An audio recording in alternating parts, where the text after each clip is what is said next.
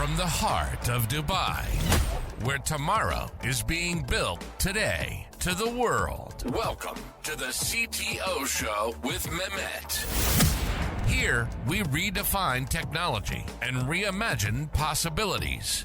With Mehmet, delve into the riveting realms of AI, cybersecurity, and digital technology. Experience the thrilling highs and lows of startups. Immerse yourself in the spirit of entrepreneurship and witness the future of business innovation being written in real time.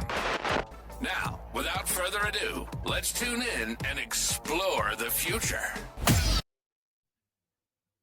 Hello and welcome back to an episode of the CTO Show with Mehmet. Today I'm very pleased joining me, Dr. Robert Toth.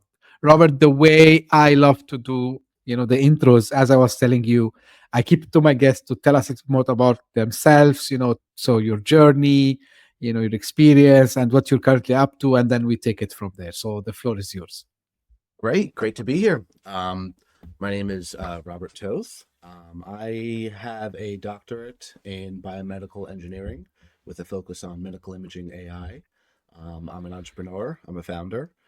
So in the last 11 years, I've been running my company Thetat Tech, Thetat AI, where we build custom AI and healthcare tech systems for our clients. We work with a lot of universities.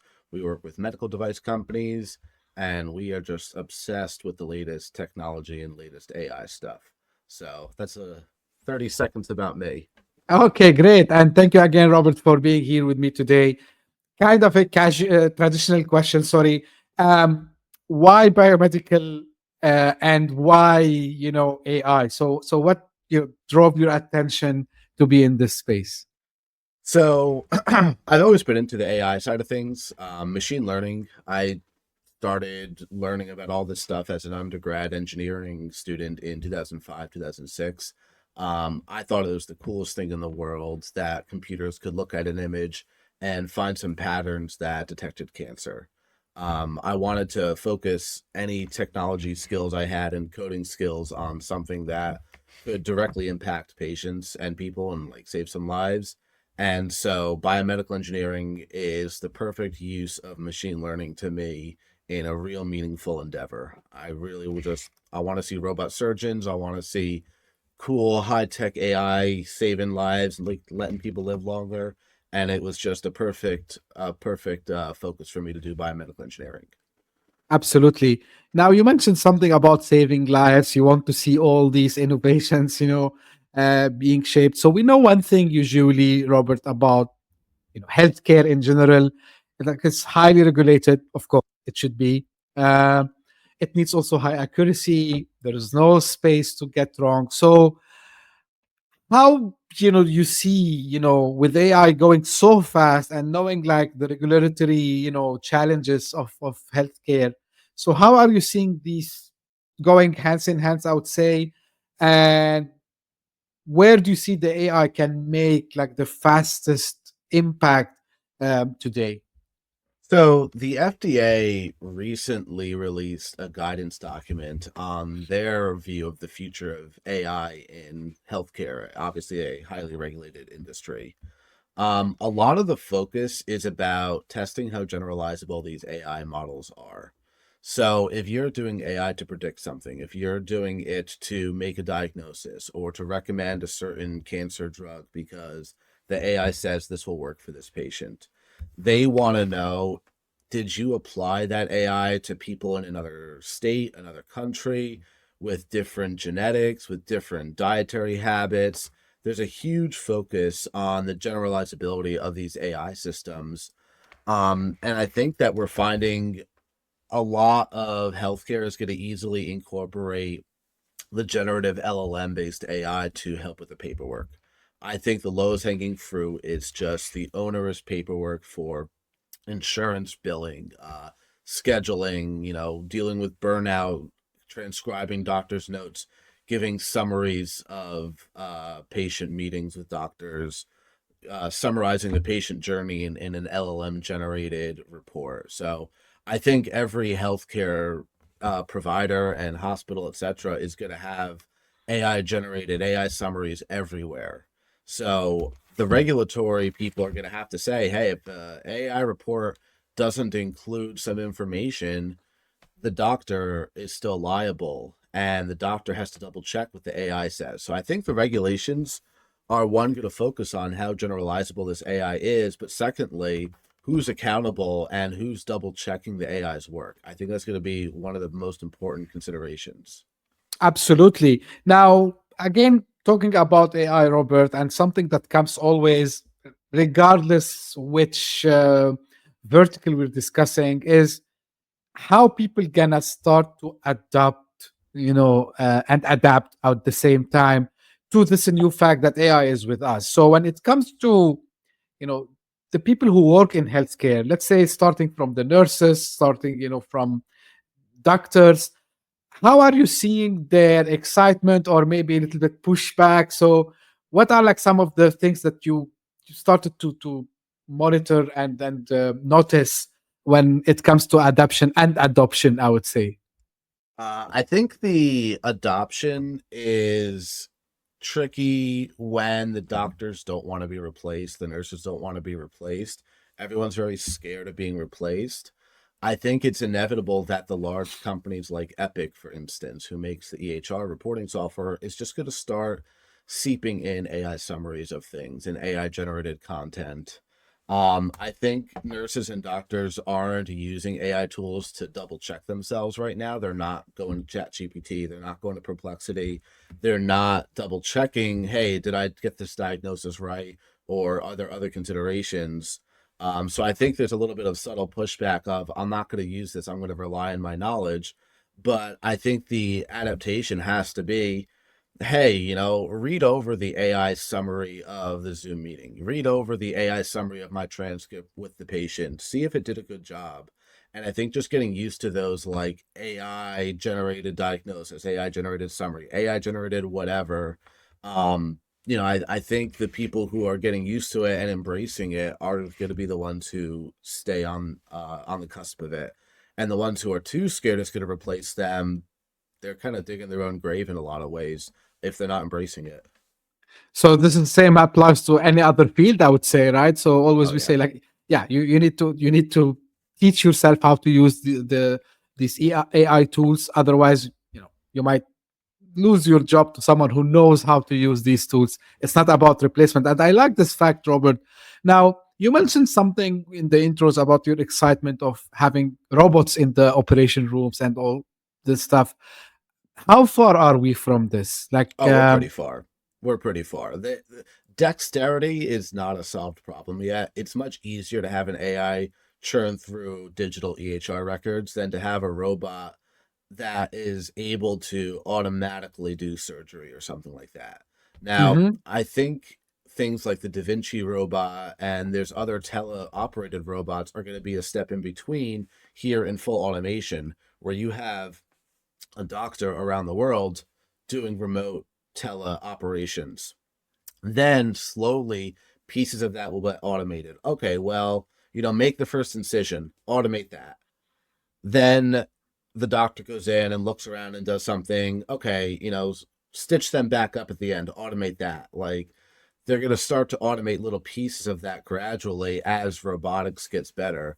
But robotics is hard, and in surgeries, you need a human right now, at least, to handle unexpected situations. Oh no, there's something's bleeding. What do we do? Like, right now, you need the robot to not take over in that situation. You want a human in the room.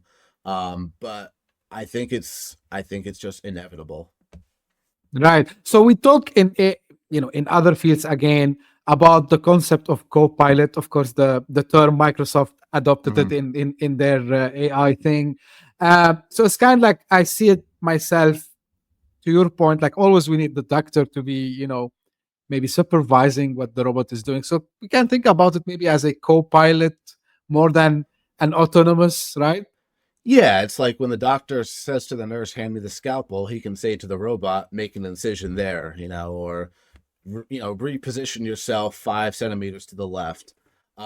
It's like he's using it as another person or another being in the operating room that he can direct or she can direct, and kind of use them as like a co-pilot's a good example. Like, okay, you release the landing gear, I'm gonna, get the plane to drop altitude, whatever it is. Having the robot in there, or a suite of robots that could do things with high precision repeatedly, like stitch someone up. Hmm. That's something that a robot could easily do if a doctor tells them to, or, clamp this area. Does he really or she really need to be telling a nurse to do that versus a robot? Some of those tasks are simple. Right. Now, I know also for a fact while preparing for today's episode, like one of the main things you specialize, in is AI for medical imaging, right? Mhm. So, what are like some of the most exciting breakthroughs I would say you have seen recently, when it comes to reading maybe X-rays or like radiology results? And if you want to compare, you know, the way today's AI models, especially in this field, to maybe some of the primitive traditional approaches we used to use for diagnostics and, you know, kind of reading the results fast and telling the patient, okay, you might have this, you might have that. So where are we heading, and what are like some of the exciting things you can tell us? I think the exciting things are in radiology, at least, a lot of 3D models are coming out. Hmm. So a lot of the research on, facial tracking in videos and stuff like that, it's all 2D computer vision. And so Project Monai by NVIDIA has done a great job of collecting a bunch of really good open source 3D models. Hugging Face hosts a bunch of 3D medical imaging models. Because when you take an image of the human body, you take an MRI scan, that's a 3D native thing. You're taking, X, Y, and Z of the skull area, for instance. Hmm. And a lot of the exciting new models coming out have adapted the 2D models, like Facebook's SAM model for segmentation, and they've adapted it to medical imaging, and they've extended it from 2D to 3D. So I think some of the biggest exciting things are automatic segmentation of organs, 3D renderings, augmented reality, where the doctor or surgeon, whomever's doing the work in the operating room, can see an augmented view of the cancer or the blood work or the radiology imaging. But I think the biggest thing for the radiology and medical imaging in general is just the proliferation of these open source computer vision models in other fields just seeping into medical imaging, and people converting them to either, 3D or higher resolution 2D in the case of digital pathology. So just all these open source models exploding onto the scene is great. Absolutely, it's fantastic, and we really, I tell people it's not like because I come from a technology background, but really we are living in such exciting times, especially when it comes to things touching people directly and their health, of course. Now, regarding what you mentioned about the medical imaging and you know, diagnostics and all this, how do you see that intersects with kind of I had just released a podcast episode about buildings and predictive maintenance. Of course, if we want to take it to the healthcare, like predictive medicine. So, is this something that you think that we can achieve with the current AI models that we have today? So maybe I don't know. You take maybe blood samples from me, you analyze my DNA and couple of other things, and then you tell me, Mehmet, you know what? Like based on what we have seen, is you need to take care of one, two, three, because if you don't do so, the pattern, the LLM, whatever, tells us like you might have risk on having these diseases. So, and maybe there will be some ways to correct that also as well. Am I talking too much futuristic? Is this something which is realistically possible? Are there some progress in that field, Robert? I think so. I think you're not too futuristic. I think the predictive, personalized things. So I think there's two categories. One is the FDA approved devices that say, hey, based on your genetic sequencing, you are at risk for certain diseases. Therefore, do these certain behaviors or get screened early. That's one thing. I think screening should proliferate. If everyone can get a cheap CT or MRI screening or heart disease screening, and AI says, hey, this is your percent risk of heart disease or lung cancer or whatever it is, screening is going to go up as people get cheaper AI models.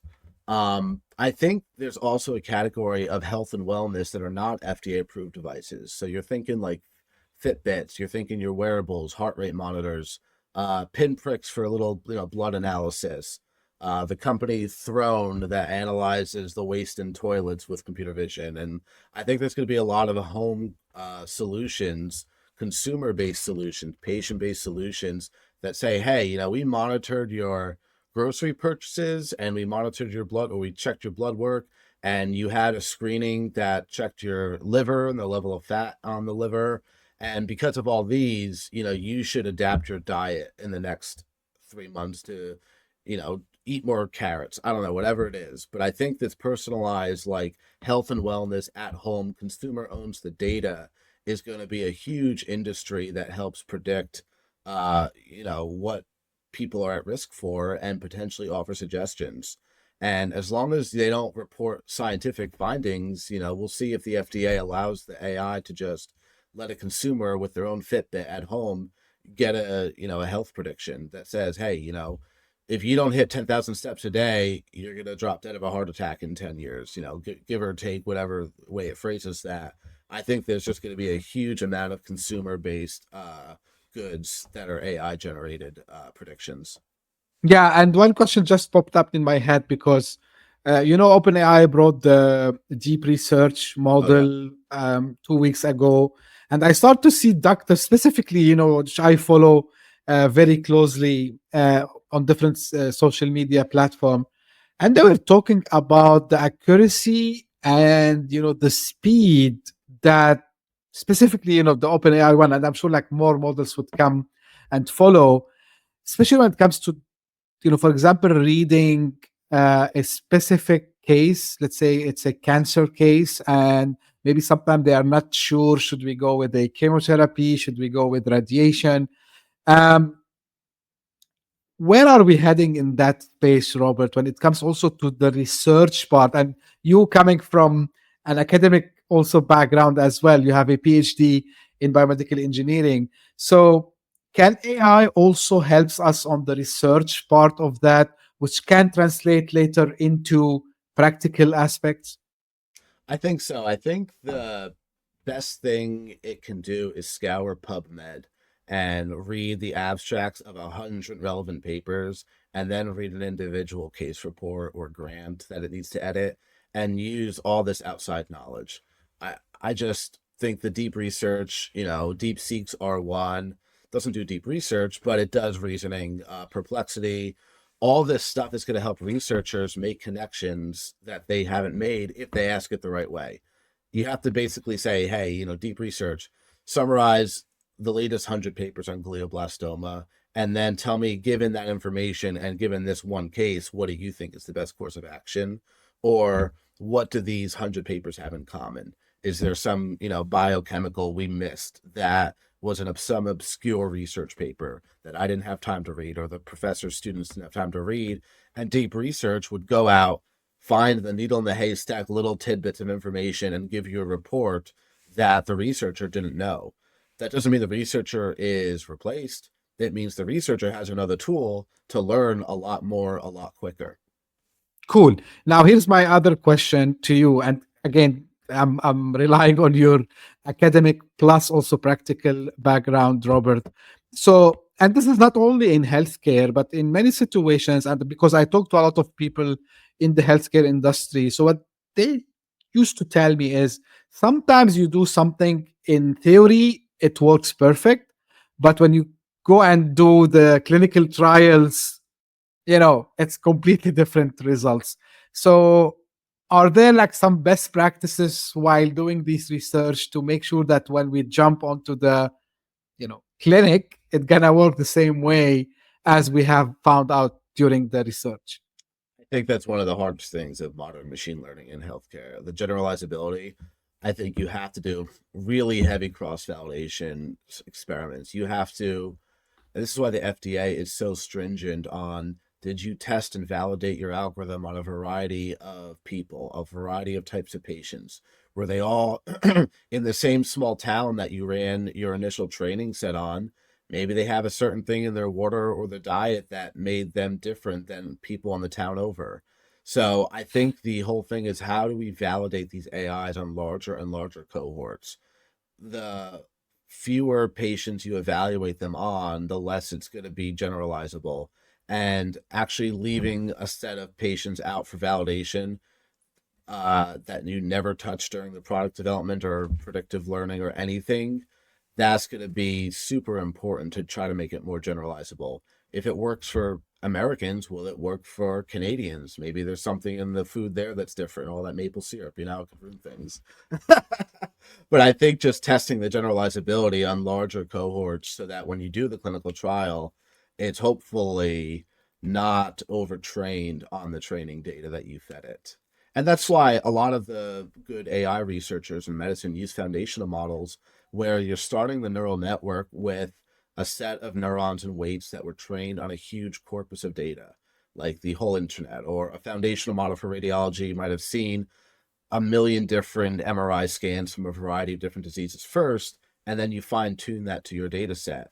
This way, it's more likely that it's going to generalize if you started with a foundational model that, let's say, Microsoft releases. So Microsoft just released a foundational model recently that combines X-rays and surgical videos in one neural network. By using these foundational models, you're borrowing all the research and intelligence that a large company like Microsoft might have put into data gathering and neural network training. Or, like I said, for organ segmentation, you start with Facebook's SAM model, because that was trained on billions of photographs. Okay, and then you adapt it to medical imaging. You start with the foundational model, you then adapt it to kidney disease for this part of the country, and then you test it on another demographic set. So starting with as much foundational models that were trained on a wide variety and corpus of data is how do you mitigate the risk that it won't work well in practice. Yeah. Do you think here, the use cases of real world data would become more, useful in this situation? So we have like more large data sets. I wish, I hope, but everyone's so squirrely about their data sets in healthcare and no one releases it. There's not enough open source data sets out there and data sharing. So I think that the whole community of research in healthcare AI would benefit with more public and open data sets. It's just so much alpha, as they say, is locked in the servers of these hospitals and imaging centers and private enterprises or public enterprises that are scared of HIPAA, so they don't want to anonymize their data and let researchers use it. So all this data sitting there, not really being used to train until a big company like Microsoft comes in and says, hey, let us train with 1 million images that you have sitting on your servers. Yeah, probably, unless they find a way to anonymize the, Yes. And you can the anonymize. The problem is anonymizing at scale. Most of these PACS systems and these EHR record systems, they let you anonymize one at a time, not millions at once. Absolutely. So you need to do that at scale. You're right. Yeah. Now, jumping to more towards us, the patients. Mhm. Okay, hopefully everyone is healthy and we don't have to call them patients, but we have to go to doctor and we have to do checkups also as well. Now, my question is, how are you seeing also, let's say, the mass, all the people right out there are ready to accept also to be maybe diagnosed by AI, maybe getting a prescription which was also suggested by AI. Do you think us as humans are ready to take these, or it's gonna take some time until we accept that the fact the machines sometimes can do, I would not say better job, but maybe they can act faster than us humans, because the nature of the machine can do much more calculations, I don't know, like operations faster than us. So how we tackle this acceptability, I would say, of AI in healthcare? So I think what we're noticing is people are starting to use something like ChatGPT as a second look. So the doctor says, I have this, let me just get a second opinion, but not by another doctor, by the AI. So I think the first foot in the door for AI that in people's individual lives is going to be a second opinion. Let me do my own research. Doctors hate when you come in with WebMD stuff printed out, right? They think that, hey, you can't replace a medical degree. but I think more and more people are going to start using AI as a second look. I think people who are hesitant to go to the doctor are going to use AI at home themselves. If the AI can look at their scans and give them a suggested prescription, sometimes people are more introverted and they don't want to go see a doctor and tell all their problems too. You see the AI therapists taking off to some degree. Some people find it easier to share confidential private information with a impersonal robot than another person at the other end. So I think there's going to be adoption there. I think there's going to be pushback when people are like, hey, I'm not going to blindly take this pill and AI recommended I take. I don't care if it board certified, it passed the MCAT, whatever. I'm not going to swallow this pill just because an AI 3D printed it for me and says it's going to work for me. I want a third opinion from a human. So I think just adding an AI suggestions into the workflow of how people deal with their health is going to happen gradually with second opinions. And then doctors are going to find that they're not doing a good job if they're not also using AI to second check themselves. I mean, no one can keep up with all the research coming out. Right.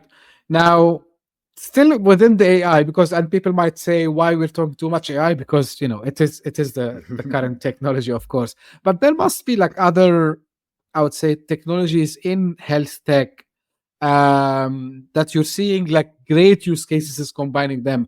We would like you mentioned about, for example, 3D printing, right? But are we seeing like something else? Are we seeing something related to wearables? Are we seeing something related to MIoT, which is medical Internet of Things devices? So, what are like some of the trends, if I might ask, Robert, that you're seeing and you're excited also about? So, I think two main trends are remote medicine. I think teleradiology, telepathology, telesurgery, like just a really good, strong connection where a doctor can, be on call across the country. I think remote work is there. I think VR is bigger in medicine than people think. Imagine the surgeon puts the VR glasses on and simulates the whole surgery at once beforehand, or takes a little tour inside the person's body with VR before doing the surgery. I think VR will allow people to go into a digital waiting room in the metaverse, for instance, and then talk to a doctor in the VR world. I think VR was going to be used for, let's say, pulling up patients' blood work, their chart, their medical imaging, all in a nice interface. And that might be its AR, augmented reality, where it's like Pokemon Go. You see something pop up in front of your screen and with your glasses on. So AR and VR, I think, are going to be huge in the surgery and radiology world. Yeah, and I don't think we are very far also from there, but I see this, and I discussed it with a couple of my guests before. The main benefit I see is we hear sometimes, like in some countries, they have shortage on medical stuff, right? So this might fill the gap.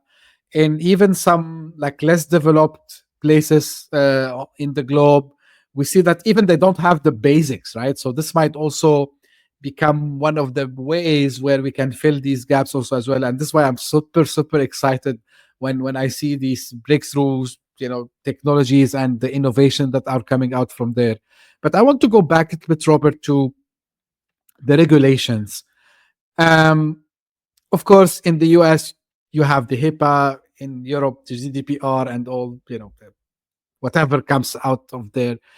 Um, what need to be done? Like, I understand why these regulations came in the first place, of course, to protect the privacy of the data, to make sure that no one can use the data for doing bad things. Let's put it this way, to make it simple and clear to the audience.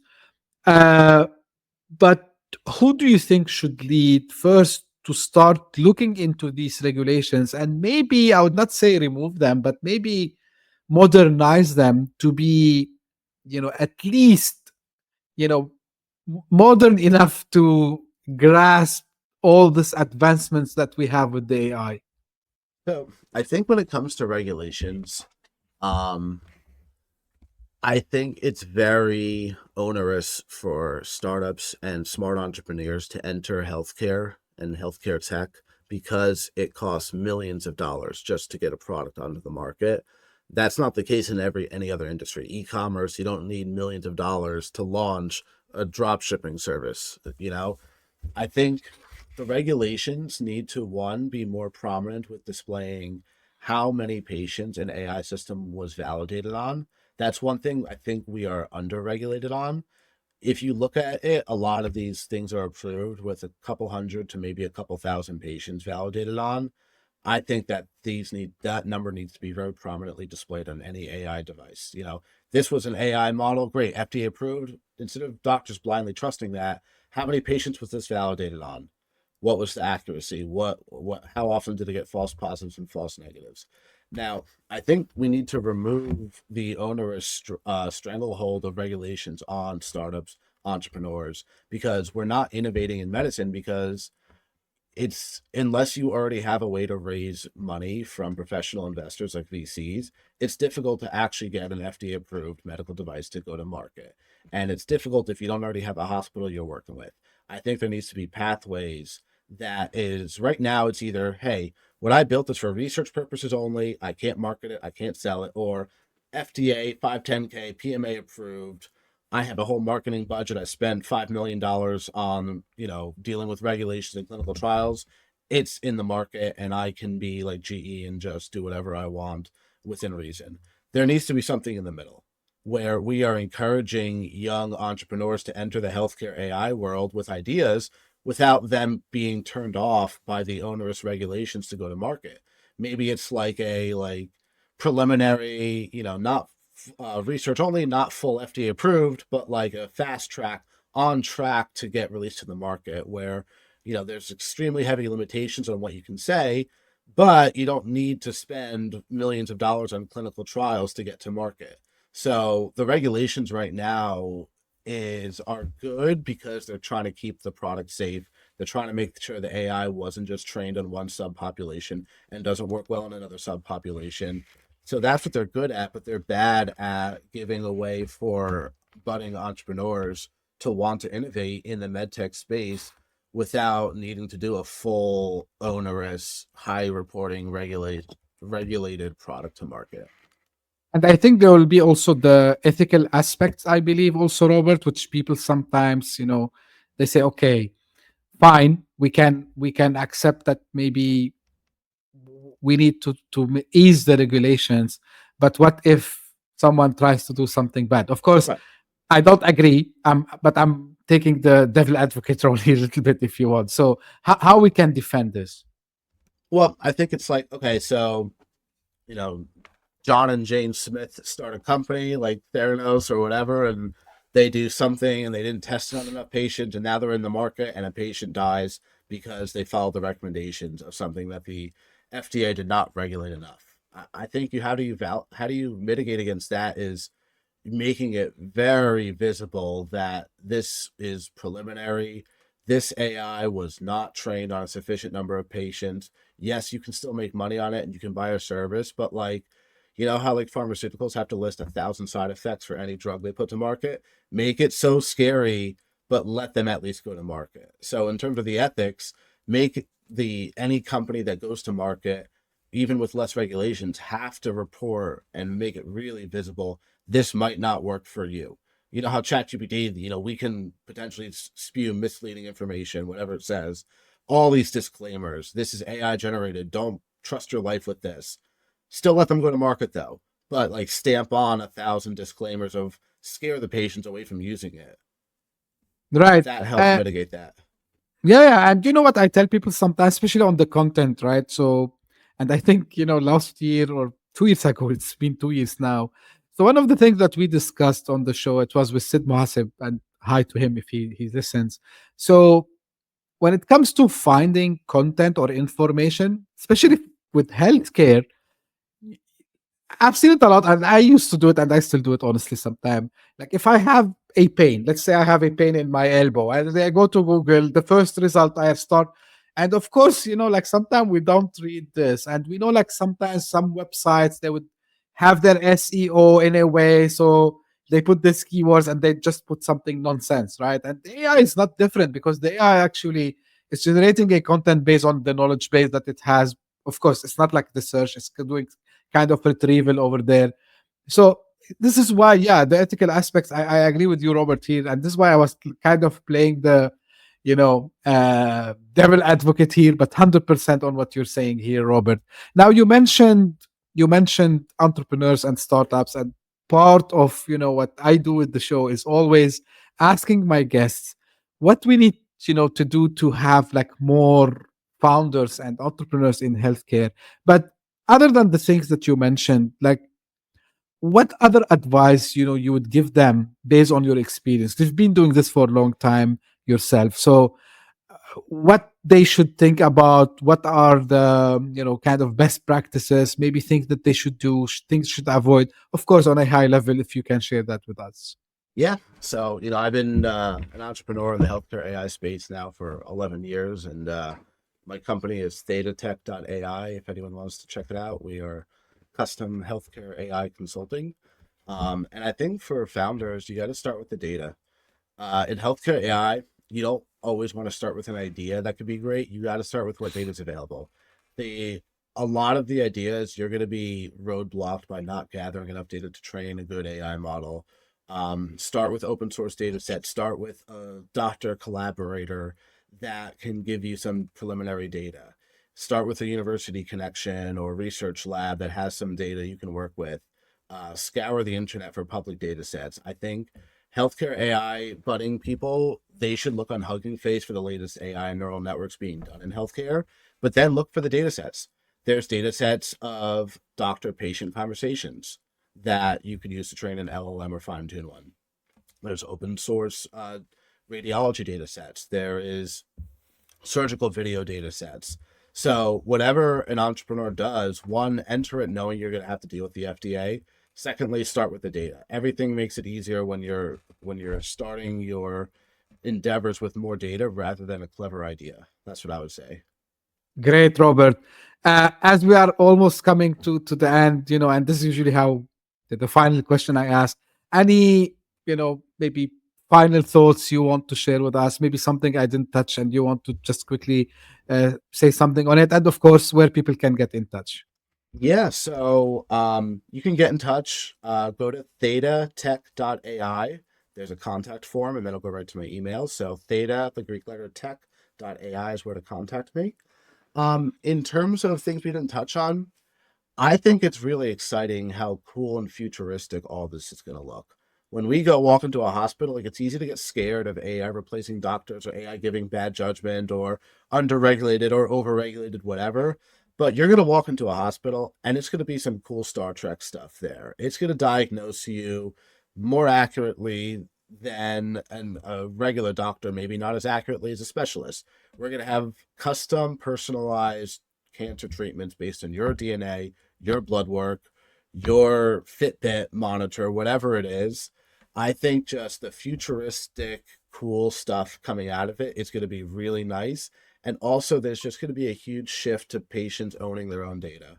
I think there's going to be a lot of budding entrepreneurs and startups that are going to let you not rely on keeping the data in the hospital's data centers, but you own all your data. You can easily have an AI locally with an open source AI analyze it. You can give it to another doctor easily. I think there's going to be a push for consumers to collect and own their all data. And you always see these VCs funding companies that say they're going to do that, but AI is going to let it actually happen. That's exciting times ahead. I can see this. I can feel it also as well. And to your point, I'm waiting to see the impact of AI. Of course, we started to see already. Don't get me wrong, but more impact, more lives saved, more healthy lives, I would say, in general, so people doesn't have to suffer because of the technology that we have in our hands. And kudos to everyone, like including yourself, Robert, like whether it's on the research part, whether on doing practical and building AI models and helping organizations and healthcare institutions to reach that step. So all the thanks goes to you and everyone who tries to push the boundaries over there. Again, as I said, like this was a great, fantastic conversation with you today. For the audience, the link that Robert mentioned, you will find it in the show notes. So you don't need to search much. So you'll find it in the show notes if you're listening on your favorite podcasting app, or if you're watching on YouTube, you'll find it in the description.